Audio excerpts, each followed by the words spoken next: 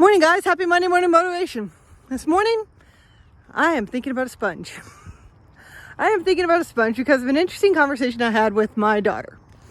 She wanted to know, how is it possible to have God in us and also have us in God?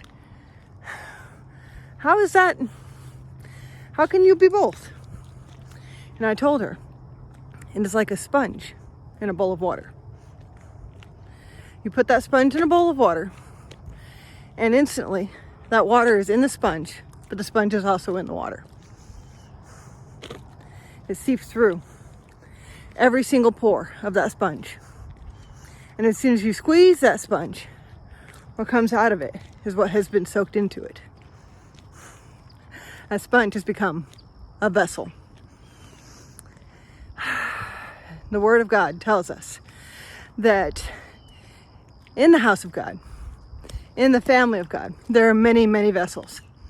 Some seem noble and important, and some seem less important, a little less glamorous. But none of it matters as much as what is inside. What happens when that vessel is poured out and is squeezed? Like my water bottle.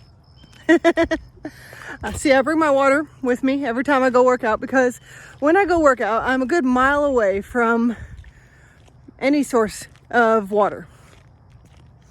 And as we all know, it's very important to stay hydrated. The more you exercise, the more important it is to stay hydrated, because I'm pouring out. It's important to have the right thing to pour back in.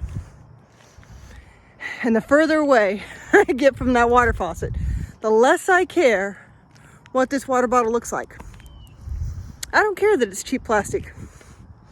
I don't care that it's not a pretty stainless steel bottle. I don't care that it's not glass, and I don't care it's not that shiny. I don't care that it's not that expensive. I care that it's full of water. I care that it has what I need.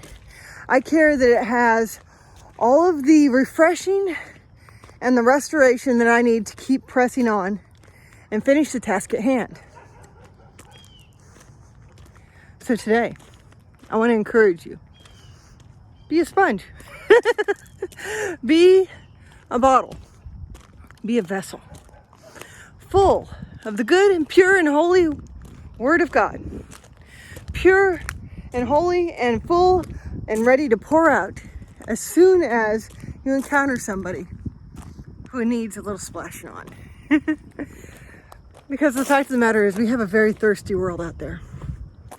They are dehydrated, they are hungry, they are dry, and they are weary.